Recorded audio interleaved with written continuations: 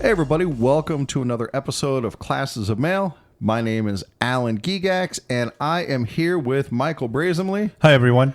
Oh, dude, you sound so good. So we have a bit of a new setup here because I finally got a proper microphone stand for Michael's microphone, and so he doesn't have to lean over or Alan keep on telling, hey man, you gotta speak closer to the mic. Yeah, get closer, right? And exactly. like I'm leaning down. I'm like, dude, that's kind of hard. Oh, dude, you're louder than I am. Well, no, it looks like we're about the same. Okay. Yeah. So, yeah, dude, what's really nice, because we do this, in the guest room of my house on top of a dresser. Right. And so the dresser was totally jam-packed. It's just like a regular width dresser. It's not one of those wide ones. And, just single drawer dresser. And the desktop is jam-packed. And then on top of that, because Michael only had a desktop microphone stand, then we'd have to put books on it. Try to make it taller. Raise it so that he because I'm not a short guy actually. Yeah, you wouldn't, because I'm 5'11". Right, and you'd have to lean over even with that to talk into the microphone. So now he's got a floor stand, and dude, this is much better. Right. Yeah, this is really good. So the mic's now at the proper space. So all of this equipment, this brings us into our first topic. Right. Because all of this equipment needs to come with us to California for the convention. Mm-hmm. And I had this idea. I'll take you from the beginning of the idea. Actually, I think it was my idea first. It might have been. Yeah. So at the beginning, the germination of the idea was that I would rent one of those booths that are out on the convention. That started from you. Yeah. Yeah, like in the hall. Yeah. Where I would rent a booth, whatever it costs. We just crowdfund the cost, and that's going to be podcast headquarters. People come in there to get interviewed. We'll talk about what's going on and stuff like that. Because at the Boston convention, I had to lug all my shit around, and back then, it was only a laptop and a microphone. I got way more stuff now. Right. And it does not lend itself to being lugged around. And so that was the plan. So I got in touch with who's the secretary? Nicole Ryan. Nicole Ryan, yeah. Yeah, and said, hey, what does it cost? What's the process to get one of these booths? And she said, no, you can't rent them. They are only for branches to sell merchandise where the funds go directly to the MDA. Right.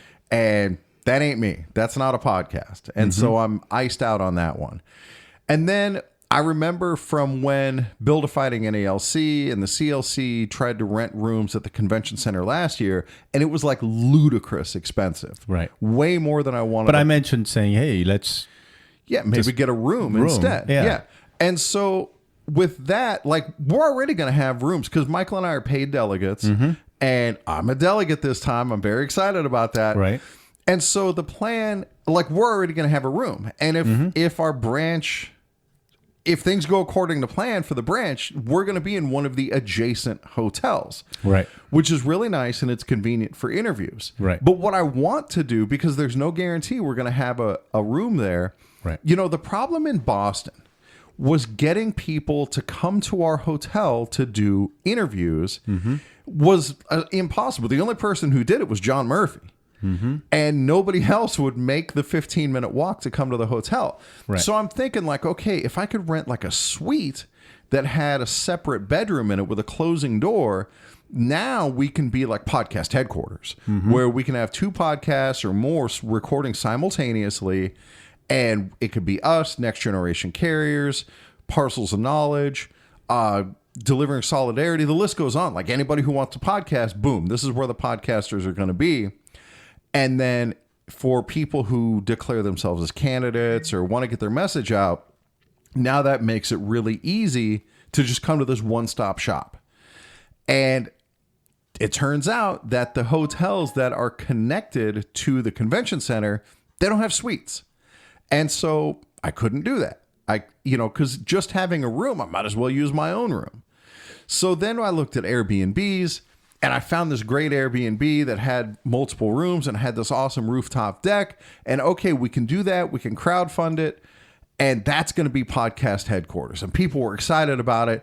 And then when I went to pay for the Airbnb, then these rules come up that say only 6 people can be in the house at a time. And if you want to have somebody come into the apartment, they have to give their ID 48 hours in advance to security, and it just would have been impossible. Right.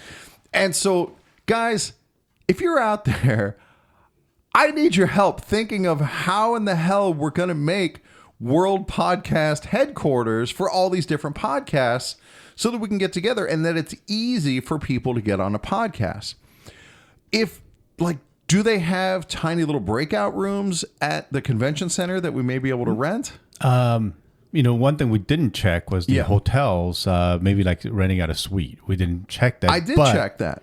That would be to so rent a expensive. Suite. It's really expensive, but I was already planning on crowdfunding about $2,000. Right.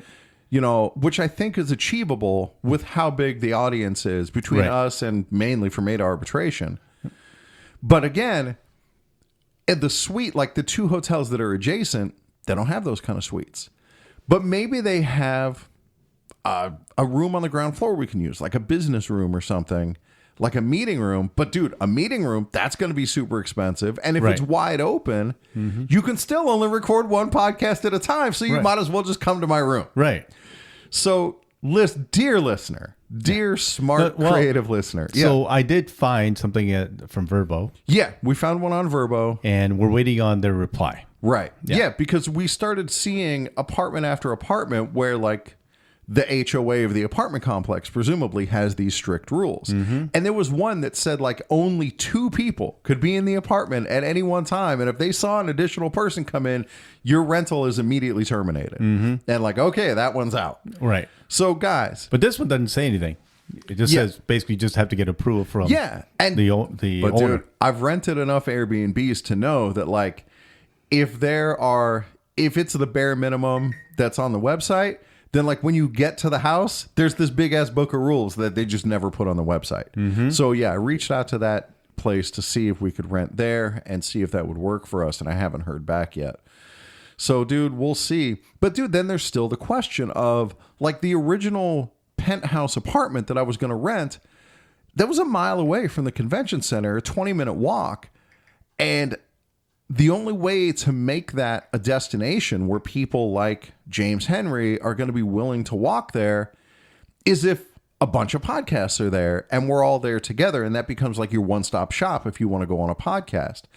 So I don't know, dude. It's up in the air right now. And again, listener, please write to me, classesmail@gmail.com, if you have an idea of how we can make this work. Because right now, what I may resort to is just like having a big-ass backpack and carrying all my shit into the convention center and recording like I did last year. Just doing like guerrilla recording where I find a quiet table somewhere and just set up, and that's that. But I got a lot more equipment this time and these big mic stands, and I don't know, dude. So, I mean, thankfully, I'm going to be driving there so we can... Yeah, we can bring the stuff, right? That's not an issue. You got a pickup truck. Right. And so that part will be easy. And then, like, if I have to buy a Pelican case or a rolling case of some sort to put the stuff in, I could probably do that too. But there's always the risk of the convention center saying, no, you can't record here. And now what do I do? You know, now I'm stuck in the room. Right. So, dude. Well, so again, I'm crossing fingers that the Verbal, because that one has like 8 beds in the room. So yeah, so that's the other thing too, is because this podcast space, it's an apartment. If you're an unpaid delegate, you could stay there, right? And potentially that gets us more delegates there, right? Who can't afford it otherwise, right? So that would be an additional benefit. If you're staying there, you would just have to understand that, like, you work around the podcast. Right. If we need the room to podcast, well, you ain't sleeping there. Right. Until the podcast is over. Right. But that's what you got to deal with, having a free room. Right, exactly. Yeah. Yeah. I mean, in Boston, I slept on the floor in Michael's hotel room. Well, that was his choice because we were able to get a cot, but you said that cot was... The cot sucked. Yeah. The rollaway bed sucked. And I brought a really nice air mattress, and it was way more comfortable. Right. Yeah. But now you can get your own Now bed. I get my own room. Yeah. Yeah, and that's going to be very nice. All right. Yep. All right. So anyway, again, listener, classesmail@gmail.com. If you have an idea for how we can do a podcast studio headquarters, let's say our budget is $2,000 for the week. I mean, here's the thing. Yeah. I was thinking that maybe we can get more. If we can get more, and some podcasters who are unpaid delegates, maybe we can pay for their plane ticket to come too. Right. I'm just willing idea, or use that money to have all the podcasters to have a meeting in one of the restaurants. Use that money for just all the podcasters. I don't know, dude. Just I'm ideas. not These are just ask people. They're just as a table ideas. Maybe, ideas. Yeah. Okay. Maybe for you as a table 2 carrier, that's okay. But dude, like when we were in Boston, I'm going to sidetrack here for a second. We all get per diem, so yeah, yeah, and that helps too. Yeah. But like when we were in Boston, one of the things that bothered me tremendously was when the state association for Nevada paid for this fancy ass dinner and took all these people out to this fancy dinner on the union dime. And to me, I just don't feel like that's where our dues money should be going. Like I didn't go. And that really bothers me for shit like that. That's just wasteful as far as I'm concerned. Well, you were unpaid delegate. They were kind of making sure you couldn't go either. No, we asked and they said I could go. Oh, Mickey said I could go. Oh, you should have gone. It was dude. No, saying. well, dude, and I know like James Henry showed up and somebody else showed up there. Yeah. I forget who else, but yeah, I didn't go. It's not the fact that it's fancier, but you have to meet the people. Yeah, that part is great. I just don't. To me, that's very distasteful that the union spends its money that way on self-dealing, essentially giving myself this nice treat on the union dime. Well, you never know though. You might be in a nice restaurant with a big discount for the food because though you could only order like fish, chicken, or yeah, I'm sure they had like a set menu or whatever. But dude, it's still. I don't like it. All right. Okay. So anyway, that was that's neither here nor there. Yeah. All right. So speaking of the convention, right? This is mainly convention. So talk. yeah. Well, anyway, I was thinking that we can do like a GoFundMe or right. Once we get a location figured out, like dude, because I already started the GoFundMe and I wrote it all up and ready to go. And then when I was checking out on the Airbnb, I was like, oh shit. So the GoFundMe is sitting there waiting for a destination. Right. Yeah. And I'm not going to solicit money until we have a plan. A plan in place, right? A workable plan that we know is going to work. Yeah, exactly. Okay. So speaking of the convention, if you want to go to the convention, if you're a paid delegate from your branch, then you already know what the score is. You know how that's going to work. But you can also go to the convention as an unpaid delegate. So that means you have to get your own way there. Yeah. You got. Yep. So. Yeah, you got to have the. Here's the thing. Yeah. If you're unpaid delegate, I guess you have to wait for the branch has to wait for a packet to arrive, which shows like when they have to give the names of the people that's going as soon as possible. Right. And so the unpaid delegate, so that you can vote and be part of the whole convention. Right. They're gonna have to give that name as soon as possible. So from my branch president, he says it might be February 1st. So there's no way. That seems really. My guess is maybe March 1st. But yeah, because dude, when I went last year or the last convention, I didn't know until like July that I was going to go, and they told me that I just missed the deadline to be a delegate, and so I bet it's later than that. But regardless, dude, if you want to be an unpaid delegate, if you want to go, be able to just vote, notify be the able to branch speak, as soon as possible. That's exactly right. Notify the branch as soon as possible. Send email or whatever where somebody says something, so you have a proof that you want to be a delegate, and make sure you're on that list. Yeah. And then, dude, you get to speak on the microphone and have your voice heard. And guys, here's a pro tip. All right, so you're gonna have to stay quiet for this part because we already practiced like the bleed over on the microphone. Oh yeah. So here's a pro tip. It is very difficult to speak on those microphones. And here is why. Why? Because when you start speaking, you hear your own voice bouncing back to you with a little delay. And it is really disconcerting. Like right now, I'm hearing my voice come back like the way you're hearing it. And it's hard to stay on track. It's hard to know what I want to say. In fact, I got to turn it off. Yeah. Because it's difficult. And when you see somebody get up there and then suddenly lose their train of thought, that's why. Because it's so hard. So you've got to either have earbuds in or, something to block that sound coming back to you, which is why you see concert performers have the monitors in their ears because that blocks that stadium sound and they just hear their own voice instead. And that, on time, because, oh my God. Could you imagine like trying to do something that required rhythm and a half second later it's bouncing back? Oh. Yeah, the problem is that when you block your ear, you can't hear what the president or somebody on the podium is talking, like letting you know what to say or asking questions. So the other alternative is you better have a script and be ready to read it so that you don't get lost and you know what is the next thing that you're going to say. Yeah, dude, it's tough. And when you read it, make sure that your mouth is right next to the microphone, because the problem with when I remember Chris Jackson, when he was reading the thing. Oh, yeah. People couldn't hear it. His mouth kept going away from the microphone, so you couldn't hear him too well. Yeah. Yep, exactly. Yeah, I know I'm not going to have a problem with that. My mic technique is that I'm practically eating the microphone. And so that won't be an issue. Yeah, the one time that I spoke at the rap session, it was really loud because I got right up on that microphone and it was like, whoa. So my guess is the BFN is probably going to be there and they're going to take up the microphone there. Right. My guess is the CLC be there and they're going to take up the microphone. Possibly even Mike Careful might be there to take up the microphone. And then there will be people with agendas. And then there'll be Alan be up at the microphone taking. Dude, there are so many issues that I want to speak on. And dude, that's something that when the resolutions come out, when the resolution books come out, my plan is to go through all those resolutions and write positions. You know, things that I want to say, how I want to address it. And I guarantee you, I'll talk about them on Classes as a Male. That, okay, here's this resolution. This is what I think about it. And, you know, try to get our voice out there. And again, the resolutions is if you're a delegate, it doesn't matter if you're paid or unpaid delegate, you can vote on it. That's exactly right. And you can speak on them. Yeah.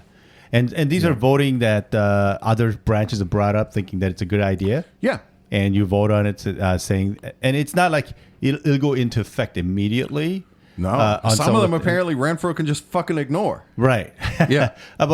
Some of them, they have to get approval on some of the things. Right. To make sure that there's no rules are being broken, you know, from our constitutional kind of rules. That is true. Yeah. Right. You can't propose... you make a proposal that violates the Constitution. Yeah. Unless you're doing a constitutional amendment, which there will be some of those as well. Right. Like I know there's amendments already in the pipeline that limit the president's bargaining power, that say like he has to bargain with other people from the executive council or has to get approval of the executive council, things like that. So there will be a lot of amendments will be in and resolutions will be in. And if I remember correctly, I think people have to put that in like well in advance before the convention, right? Oh, yeah. That deadline may be approaching soon as well to get your resolutions in. Yeah. And if you're in that business, if you're getting resolutions in, Stephanie LaGreca, I think it is, or it's one of the two ladies who was putting together the special convention. Right. They're also keeping tabs on what resolutions are being put forward. Yeah. And so get in touch with, I think it was Stephanie. Yeah. A lot of them also is you have to have a approval from your branch that people vote on. Yeah, they get submitted by the branch by the state. And then the branch will submit it saying, hey, this is what we want to use. Right, exactly. Use a resolution. Right, so you make the motion at your branch, and then the branch votes on it. If they pass it, then it goes to the national convention. Yeah, that's exactly right. So all those people who has never been to the convention, this is the reason why it's very important. Because if you're an active carrier, because the rant 2 has not come out yet. But I talk about... you guys enjoyed Michael's rant. There is another one in the can that it just hasn't it's part been 2. released yet. Yeah, he hasn't done it yet. But anyway, on that part, I talk about retirees, okay? And so in the Boston convention, a lot of the retirees kept voting for Brian Revers, saying, hey, let's give him a chance. Let's give him a chance. Well, we gave him a chance, and he screwed us over on the contract, right? Yeah. And so this time, let's have as many active carriers go as a paid or unpaid delegate to make sure that we vote for the active carriers and not for the retirees. The retirees vote in lockstep with the executive council. Mm-hmm. Yep. And that's... So if you want change... Right. If you're an active carrier, this is when you come out and raise hell. Right. Absolutely. Yeah. Yep. And so if you don't want the establishment to keep on going on with their stuff, we need the active carriers to be at the convention, because that's usually what the establishment looks for, is retires to keep voting for it. Right. And if you haven't put in your... Like, when does your station do your vacation bidding? Next week. Yeah, so does mine. Yeah. So we're going to start on January 12th. Mine will be on... Also Monday, January Thursday. 12th. Mine will be on Thursday. Yeah. All right. And so, dude, we got to make sure that we put in for the convention, to get that week off. I think we have a provision in our local that says that, like, essentially management has to give us the time off to go to the convention, whether the board is full or not. Right. Or, like, our spots don't count. Your local may be different. Regardless, better put in for that time if you want to be a delegate. Exactly. Yep. And usually it's August 2nd through the 7th anyway, or 3rd through the 7th. 2nd will be the Sunday, which will have a that's the meet and greet. Yeah. Dude, that was great. Yeah, I really enjoyed that. So anyway, those are the days that you're going to be gone. So when you put in for your annual, it's the first week of August. So it's pretty easy to see the first full week of August, and you put in for your annual there. Dude, at the last convention, it was the most amazing thing for people to come up to us. Like Sam Adams, for example. He found us at the meet and greet. And like, I listened to Classes of Mail and I wanted to say hi. And dude, 2 years on, there's going to be so much of that. I am absolutely ecstatic to meet our listeners. So the Boston, me and Alan, we pretty much just started becoming friends right before we went to Boston. It was very shortly before Boston. Yeah. And so we were just starting to do the talk like me and him. And I don't think you'd ever been on the podcast. I think the first one was like our review of the podcast. Right. Yeah. And so... Or of the convention. Yeah. Yeah. So the convention is where I was starting to talk more. And now that I've been on it quite often, you're going to get people coming up to you. Oh, Michael, I love it when you're on the podcast. So I think I think I'm more excited about that too. I think it's and the main thing is I hope, because of my presence and what Alan's been doing, of what we've been doing to help out the carriers. I hope you'd help them out. Yeah, exactly. That's the goal. So let's move on to something. Hopefully, maybe people come and shake our heads, say thanks for your info. Yeah. So let's move on to something like that. Yeah. There was an argument on Facebook last night. As we're recording this, it is January 9th. And last night, people were arguing about double parking and whether or not it is legal to double park in your LLV. Now, in the handbooks and manuals, it doesn't specify, no, you can't double park. What it says is that you have to obey all the state and local traffic laws. And so somebody replied, well, here in California, there is an exemption that delivery vehicles can double park if in the commission of their duties. Like if they're actively emptying their truck, they can be double parked, while that's happening. And so I got on to Google Gemini and I was like, hey, in Nevada, are there any such exemptions as well? And Gemini is like, yeah, there's actually a whole bunch. There's this whole list of parking infractions that the Postal Service, not delivery vehicles in general, but the Postal Service specifically is exempted from. And I'm like, oh, fuck yeah, dude, this is great. And then to get ready for Classes of Mail, see, this is the thing about Classes of Mail. You double check. I double check. I'm not just going to take Gemini's word for it. I like Gemini, but you still can't fully trust AI. Yeah. Right, because AI is still new, so you have to recheck AI. Yeah, exactly. And I'm not going to interpret... Which comes the same thing with the CREA, the CREA. Yeah. Same thing with CREA. Yeah, let's talk about that in just a second. Yeah, when that comes, you got to double check that. You got to double check it. Yeah. Yep. So I double check it. I bring up the Nevada revised statutes in the appropriate section, and it has all these parking regulations, and then it says at the bottom that the Postal Service is exempted. But there's a very important part that Gemini missed. It has parking restrictions A through P or something like that. And in N, it talks about parking within 5 feet of a driveway. And at the end of N, it says, except for Section 2. That, this rule is in effect except for Section 2.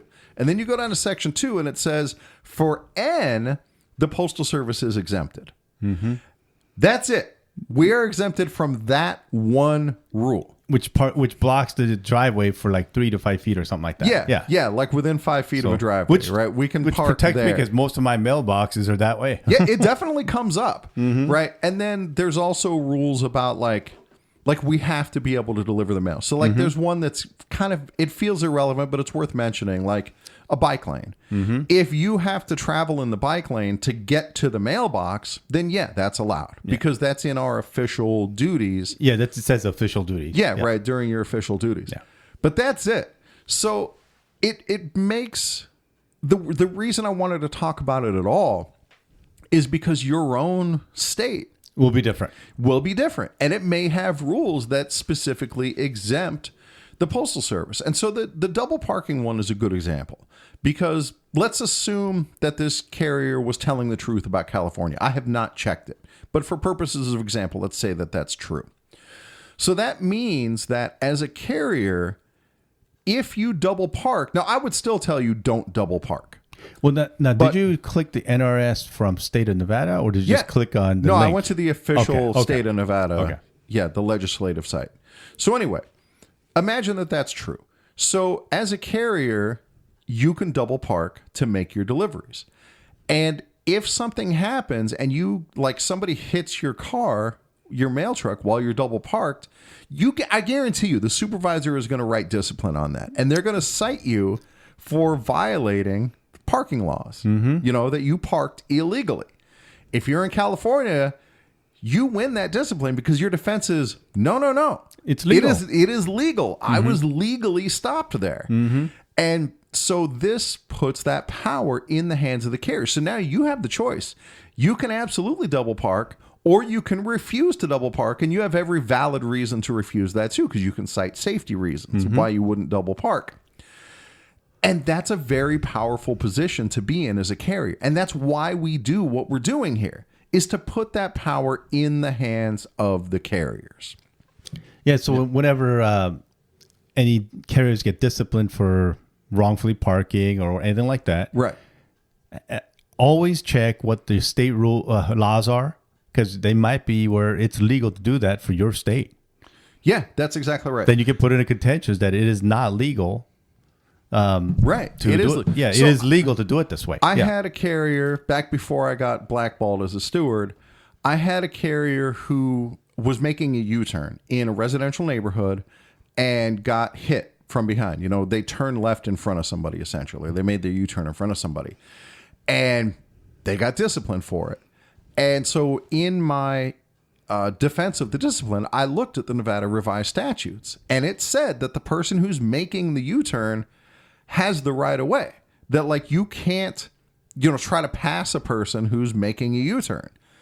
And so I use that in my defense. I felt like Perry Mason, going into the actual legal code to see what the situation is here. And the carrier was in the right. The carrier had the right of way, and that discipline wound up getting thrown out. And so this stuff is empowering. You're not just limited to what's in the JCAM. Article 3 says that management also has to abide by the law. And so if the law is on your side, use that. Yep. Yeah, and all that is power for the carriers. Exactly. Right. So we are at about our time. I know we got a couple more topics, so maybe that can be our next episode. Right. Yeah, because the way Alan does it, you might not see this part 2 until 2 weeks later, but hey, at least you got some episodes in the can. Right. It will also be recorded January 9th. Who knows when you're going to hear it? Yeah, because, dude, season 6, I'm trying to do the JCAM. And so I want at least every other episode to be a JCAM episode. So anyway. All right. So I think that's all we have. So thank you guys for listening, and we will catch you all next time.